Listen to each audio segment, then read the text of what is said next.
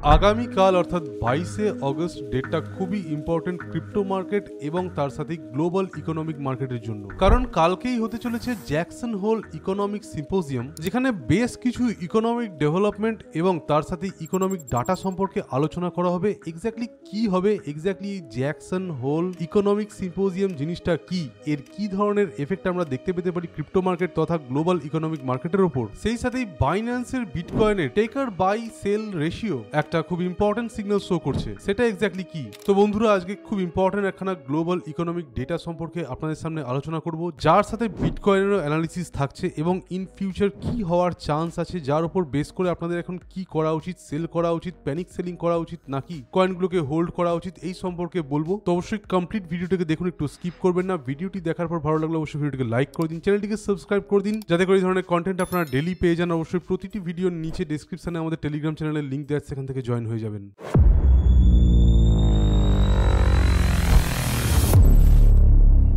তো শুরুতেই আমরা একটুখানি বিটকয়েনের চার্টে চলে আসছি এবং বিটকয়েনের চার্ট অনুযায়ী কিন্তু এখনো আরএসআই এর এই যে বিয়ারিশ ডাইভারজেন্সটা তৈরি হয়েছিল সেটা কন্টিনিউ করছে, একটা সাপোর্ট বিটকয়েন পেয়েছে এবং এই মোমেন্টে কিন্তু সবচেয়ে ইম্পর্টেন্ট একখানা ডেটা ইকোনমিক উঠে আসছে, যেটা হচ্ছে 22শে অগস্ট অর্থাৎ আগামীকাল হতে চলা জ্যাকসন হোল ইকোনমিক সিম্পোজিয়াম। তো এক্স্যাক্টলি কি জিনিস এটা আপনাদেরকে বলে রাখি, এটা একটা কনফারেন্স গ্লোবাল ইকোনমিক মার্কেট সম্পর্কে। এখানে ইউএসএ যে সমস্ত বড় বড় ডাটা অ্যানালিস্ট আছে এবং তার সাথেই ফেডারেল রিজার্ভের অফিসার্সরা আছে, তারা এই কনফারেন্সে অংশগ্রহণ করবেন এবং সেখানে কিন্তু বেশ কিছু ডিসিশন সম্পর্কে আলোচনা করা হবে, যে ডিসিশনগুলো ইন ফিউচার নেওয়া হবে। এবার এই ধরনের কনফারেন্স যখনই হয় তখন কিন্তু কিছু টপিককে সিলেক্ট করা হয়, যার মধ্যে কোর ইনফ্লেশন, জবলেস ক্লেমস এবং ইন্টারেস্ট রেট হচ্ছে অন্যতম। এই বছর যেটা করছে সেটা হচ্ছে ইন্টারেস্ট রেট, অর্থাৎ সেপ্টেম্বর মাসের পরবর্তীকালে ফেডারেল ইন্টারেস্ট রেট কাট করা হবে না পরবর্তীকালে বাড়ানো হবে না সেম রাখা হবে, সেই সম্পর্কে কিন্তু মেনলি আলোচনা করা হচ্ছে। আপনারা এখানে কি টেকঅ্যাওয়েজে দেখতেই পাচ্ছেন, the Jackson Hole conference will serve as a forum for federal reserve officials to signal whether the central bank will start cutting interest rates in September or not. সেই সাথে federal chairperson Jerome Powell discuss করবেন যে ইনফ্লেশনকে fight করার জন্য স্ট্র্যাটেজিটা আছে সেটাকে কোনো রকমের চেঞ্জ করা হবে না, অর্থাৎ কোর ইনফ্লেশনের মধ্যে চেঞ্জ আনার জন্য ইন ফিউচার কোনো রকমের স্ট্র্যাটেজিক চেঞ্জ আসবে কিনা। এবং তার সাথে একখানা বিরাট বড় পলিটিক্যাল এজেন্ডাও আছে, যেখানে ডোনাল্ড ট্রাম্প কনস্ট্যান্টলি ফেডারেল রিজার্ভকে চাপ দিচ্ছে বা প্রেসারাইজ করছে ইন্টারেস্ট রেট কমানোর জন্য, যাতে করে পরবর্তীকালে মার্কেট কন্ডিশনস ফেভারেবল হয়ে দাঁড়ায়। সেটা করা উচিত হবে কিনা, এই তিনখানা মেন টপিকের ওপর কিন্তু কালকে ডিসকাশন করা হবে এবং তার ওপরই কিন্তু পরবর্তী মাসগুলোতে ইন্টারেস্ট রেট কমবে না বাড়বে, আর তার উপর বেস করে আমরা গ্লোবাল মার্কেটে কি ধরনের চেঞ্জ দেখতে পাবো সেটা দাঁড়িয়ে আছে। এবার মার্কেটে সবার আগে গোল্ড রিয়্যাক্ট করতে অলরেডি আরম্ভ করে দিয়েছে। Gold falls as investors await Fed's Jackson Hole conference. তো জ্যাকসন হোল কনফারেন্স আসার আগেই কিন্তু আমরা দেখতে পাচ্ছি গোল্ডের মধ্যে ক্র্যাশ চলে এসছে। ক্র্যাশ বললে ভুল হবে, খানিকটা কারেকশন এসছে, খানিকটা ফল করে গিয়েছে। গোল্ডের দাম ইন ফিউচার বাড়বে আমরা প্রত্যেকেই জানি, সেই হিসাবে গোল্ডের ফল হওয়াটা কিন্তু গ্লোবাল মার্কেটে কি ধরনের প্যানিক তৈরি হতে পারে সেটাকে একটা আগাম আপনাদেরকে আন্দাজ দিয়ে দিচ্ছে। এবার আমরা একটুখানি চলে আসছি SPX 500 এর চার্টে এবং SPX 500 এর চার্ট অনুযায়ী প্রিভিয়াস অ্যানালিসিসে আমরা এই জায়গায় ছিলাম এবং বলেছিলাম যে এখানে একটা কারেকশন আসবে। আমরা এখানে 6200 পয়েন্টস অবধি এখানে ড্রপ এক্সপেক্ট করেছিলাম, তো 6220 অবধি ড্রপ হয়ে যায় এবং তার পরবর্তীকালে প্রাইসে আমরা আবারও আপ দেখতে পাই। এখন যেহেতু একখানা নতুন নিউজ উঠে আসছে জ্যাকসন হোল নিয়ে, তো সেখানে কিন্তু আমরা অলরেডি দেখতে পাচ্ছি প্রাইস ক্র্যাশ করছে এবং তার পরবর্তীকালে রিকভারির একটা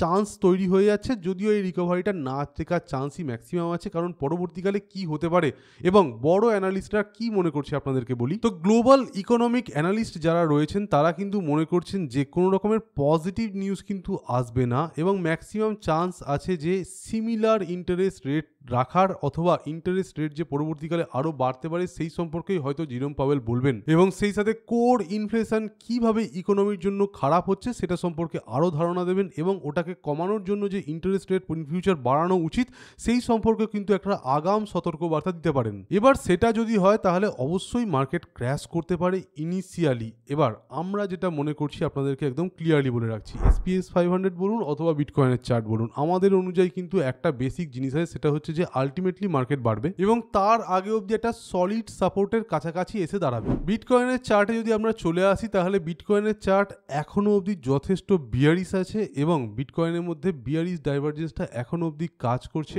অল্ট কয়েন্সের মধ্যে যে স্লাইড বাউন্সটা দেখা গিয়েছিল সেটা কিন্তু আজকের ডেইলি চার্টে এলে এখনো অবধি কন্টিনিউ করছে। চান্স আছে পরবর্তী উইকলি চার্টে গেলে এটা হয়তো কন্টিনিউ করবে না, পরবর্তীকালে কিন্তু এটা আরো ড্রপ করতে পারে। কারণ আমরা প্রত্যেকেই জানি যে গ্লোবাল ইকোনমিক মার্কেট যদি কখনো খারাপ হয়ে যায়, ক্র্যাশ করে যায় অথবা কোনো রকমের প্যানিক সিচুয়েশন সেখানে তৈরি হয়ে যায়, তাহলে at least for the next 2 to 4 weeks কিন্তু আমরা এই ধরনের ক্র্যাশের ডাইরেক্ট এফেক্ট ক্রিপ্টো মার্কেটের মধ্যে দেখতে পেতে পারি। এবার বলি আপনাদেরকে, ফেডারেল রেট আসতে এখনো প্রায় 1 মাস দেরি আছে। নেক্সট মান্থে অর্থাৎ সেপ্টেম্বর মাসের 17 তারিখে আমরা দেখতে পাবো এবং এক্সপেক্ট করা হচ্ছে সেটা হলো এটাই যে একটু কমবে। ওকে, কমবে এটা এক্সপেক্ট করা হচ্ছে এবং মনে করা হচ্ছে, যেটা আপনাদেরকে ক্লিয়ারলি বলছি, যে জ্যাকসন হোল ইকোনমিক সিম্পোজিয়ামে কিন্তু আমরা নেগেটিভ ইম্প্যাক্ট দেখতে পাবো। অর্থাৎ ইনিশিয়ালি মার্কেট পড়তে আরম্ভ করবে এবং মার্কেট একটা সলিড সাপোর্টের কাছাকাছি এসে দাঁড়াবে এবং তার পরবর্তীকালে অর্থাৎ সেপ্টেম্বরের মাঝামাঝি এবং অক্টোবরের ফার্স্ট উইক থেকে কিন্তু আমরা রিবাউন্ড দেখতে পাবো। তখন হয়তো ইন্টারেস্ট রেট কাটের নিউজ আসবে, নিউজ আসার পরবর্তীকালে রিবাউন্ড এবং তার পরবর্তীকালে আমরা পাম্প দেখতে পাবো। এই মুহূর্তে দাঁড়িয়েও যদি আমরা বিটকয়েনের 1 আওয়ারের চার্টেও চলে যাই, অর্থাৎ ছোট চার্টের দিকেও চলে যাই, তাহলে আপনাদেরকে একদম ক্লিয়ারলি বলছি, এই যে আপনারা একখানা বিয়ারিশ সিচুয়েশন দেখতে পাচ্ছেন মার্কেটের মধ্যে, এটা কিন্তু সলিড সাপোর্টগুলোকে পাচ্ছে না। $1,12,000 এবং $1,10,000 মধ্যে একটা সাপোর্ট রেঞ্জ আছে। সেই সাপোর্টটা অবধি কিন্তু প্রাইস ইজিলি নামতে পারে। তার আগে অবধি যদি প্রাইস বাউন্স করে যায়, তবুও কিন্তু আমরা মনে করছি 1,18,000-এর ওপর যতক্ষণ না প্রাইস উঠে আসছে এবং অ্যাটলিস্ট একখানা ডেলি ক্যান্ডেলের ক্লোজিং পাচ্ছি, ততক্ষণ কিন্তু আমরা বুঝতে পারছি না যে মার্কেট ওপরের দিকে যাবেই যাবে। তবে একটা জিনিস আমাদের প্রত্যেককে বুঝতে হবে, এর আগের ভিডিওটা আপনাদেরকে বলেছিলাম যে বিটকয়েনের বুল মার্কেটের বা বিটকয়েনের বুল সিজনের ম্যাক্সিমামটা হয়তো আমরা ক্রস করে গেছি, কিন্তু অল্ট কয়েনের বুল সিজনটাকে আমরা এখনো অবধি সেই অর্থে ক্রস করে যাইনি বা সেই অর্থে কিন্তু শুরুও হয়নি। আমরা মিড জায়গায় প্রায় হয়তো দাঁড়িয়ে আছি। হয়তো ইন ফিউচার বেশ খানিকটা অল্ট কয়েনগুলো বাড়তে পারে, তার একটা পজিটিভ ইন্ডিকেশন আমরা এখন দেখতে পাচ্ছি বিটকয়েনের ডমিনেন্সের চার্টে। 4 আওয়ারের ডমিনেন্সে আপনারা যদি চলে আসেন, দেখবেন এখানে একখানা বিয়ারিশ ফ্ল্যাগ তৈরি হয়েছে। এই সংক্রান্ত আপডেট আপনারা আমাদের তরফ থেকে টেলিগ্রামেও পেয়ে গিয়েছেন। 60%-এর ওপরে যদি ডমিনেন্স আর কখনো উঠে না আসে এবং সাইড ওয়াইজ যাওয়ার পর যদি ব্রেকডাউন হয়ে যায় এখানে, তাহলে কিন্তু আমরা অবশ্যই একখানা অল্ট কয়েনের মধ্যে পাম্প দেখতে পাবো, যে পাম্পটা অ্যাটলিস্ট 250%-এর কাছাকাছি ক্রিপ্টো টোটাল মার্কেট ক্যাপ 3 বা আদার্স মার্কেট ক্যাপের মধ্যে হতে পারে এবং সেটা কিন্তু পরবর্তী 4-5 মাস ধরে কন্টিনিউ করতে পারে, যার মধ্যে আমরা সাইকেল পিক যেটা আছে সেগুলো কিন্তু দেখতে পেতে পারি 1-1.5 মাসের মধ্যে এবং ওই টাইমের মধ্যে কিন্তু আমাদেরকে অল্ট কয়েন সেল করতে হবে। এবার আমি একদম ক্লিয়ার আপনাদেরকে একটা গাইডেন্স দিচ্ছি। অনেকেই এখন আসছেন এবং একটা বেসিক জিনিস আমাদেরকে জিজ্ঞেস করছেন যে আমরা কি করব, কয়েনগুলোকে লসে সেল করে দেবো নাকি ডিসিএ করবো। তো একদম ক্লিয়ারলি আপনাদেরকে বলছি, জাস্ট হোল্ড করুন এবং ডিসিএ করার ব্যাকআপ যদি আপনাদের থাকে সেটাকেও আপনারা একটু ওয়েট করে যান। মার্কেট আবারও একখানা কারেকশন নিতে পারে এবং অল্ট কয়েনগুলো একখানা বেসিক সাপোর্টের কাছাকাছি চলে আসতে পারে। সেই সাপোর্টের কাছাকাছি আসার পর আপনারা ডিসিএ করবেন, অথবা মার্কেট রিবাউন্ড করতে আরম্ভ করলে আমরা যখন আপনাদেরকে বলবো যে এবার পজিটিভনেস মার্কেটে উঠে আসছে, তখন কিন্তু আপনারা আবার নতুন করে মার্কেটে টাকা রাখবেন। আর মিনওয়াইল একটা জিনিস আপনাদেরকে একদম ক্লিয়ারলি বলছি, লসেস কোনো স্পট কয়েনকে আপনারা সেল দেবেন না। অর্থাৎ কোনো কয়েনে যদি আপনারা স্পটে ইনভেস্ট করে থাকেন, সেখানে লসে সেল আপনারা একদমই দেবেন না। আপনারা মার্কেট নিয়ে একটা জিনিস বোঝার চেষ্টা করুন, মার্কেট চাইছে যেন আপনারা লস করে বেরিয়ে যান। এর প্রিভিয়াস অ্যানালিসিস যেটা আমরা আপনাদেরকে দিয়েছিলাম এবং আমাদের চ্যানেলে যদি আপনারা চলে আসেন তাহলে দেখতে পাবেন এই হিস্ট্রি কি আবার রিপিট হবে। এখানে কিন্তু আমরা আপনাদেরকে ক্লিয়ারলি বলেছিলাম যে হিস্ট্রি রিপিট হবে, জাস্ট টাইম নেবে। মিনওয়াইল একটা ডাটাও আপনাদেরকে দেখানো হয়েছিল যে প্রচুর এখন ইনভেস্টারের সংখ্যা বাড়ছে যারা লসে সেল করছে।